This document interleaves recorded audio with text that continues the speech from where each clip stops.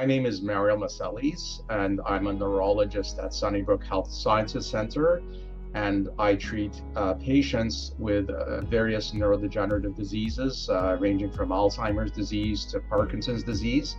I'm also an associate professor at the University of Toronto. So a biomarker is essentially something we can measure in an organism, such as a protein level, for example, whose presence is indicative of some sort of phenomena related to a disease. And in the case of Alzheimer's disease, we're talking about related to Alzheimer's pathology. Some of the earliest examples of markers that were somewhat specific for Alzheimer's disease included things like memory tests. Memory tests probe the brain circuits that are involved in remembering things. And these were some examples of what we call neuropsychological or cognitive markers of disease. However, these types of markers are not very specific for Alzheimer's disease and can also be affected in other forms of dementia. So over many years, we have strived to develop more specific markers that relate to the structure of the brain and also to the biology of Alzheimer's disease. For example, with brain imaging such as MRI of the brain, we can measure the size of an important structure of the brain called the hippocampus that's involved in learning and memory.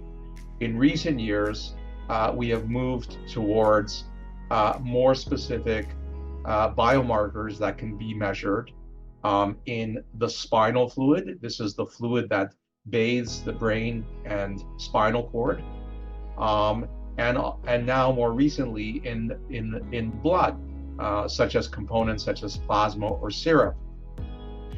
The underlying brain pathology that we know causes Alzheimer's disease is the accumulation of specific proteins called beta amyloid and tau in the brain. And when beta amyloid and tau accumulates in the brain, this leads to what we call neurodegeneration. So genetics is an important part of all human diseases, and it's quite important also for risk for developing Alzheimer's disease. When we think of genetics, we have to think about what we call mutations, which are rare genetic variants, usually occurring in less than 1% of the population, versus what are called common variants, which act as risk factors for Alzheimer's disease. But if you inherit them, it does not mean you will get Alzheimer's disease with 100% certainty. And the major genetic risk factor for Alzheimer's disease is in a gene called apolipoprotein E. This particular gene has a variant called the ApoE4 variant, and you can inherit one copy from your parents or two copies, one from each parent. And this substantially increases your risk for developing the late onset form of Alzheimer's disease that is not considered strongly genetic in nature, but does have this strong genetic risk factor that's associated with it. To elaborate further, when we talk about Alzheimer's disease, genetic risk factors, if you inherit the apolipoprotein E4 gene variant, your risk for getting Alzheimer's disease is much higher. However, it does not mean if you don't inherit it that you will not get Alzheimer's disease, because in fact, the strongest risk factor for Alzheimer's disease is increasing age.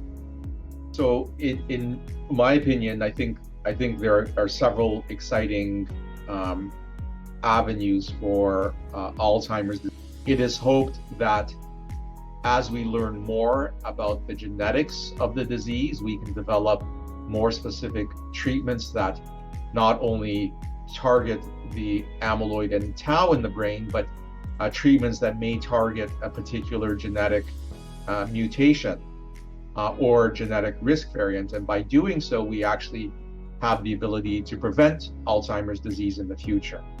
Furthermore, when we combine this with blood-based biomarkers, we now have the ability to diagnose Alzheimer's pathology in the brain before someone shows the symptoms and signs of Alzheimer's disease, paving the way towards disease prevention. If we can reduce the burden of Alzheimer's disease in our population as it ages, this will have a huge impact on quality of life and on society as a whole in terms of saved dollars in the healthcare system and caregiver burden as well.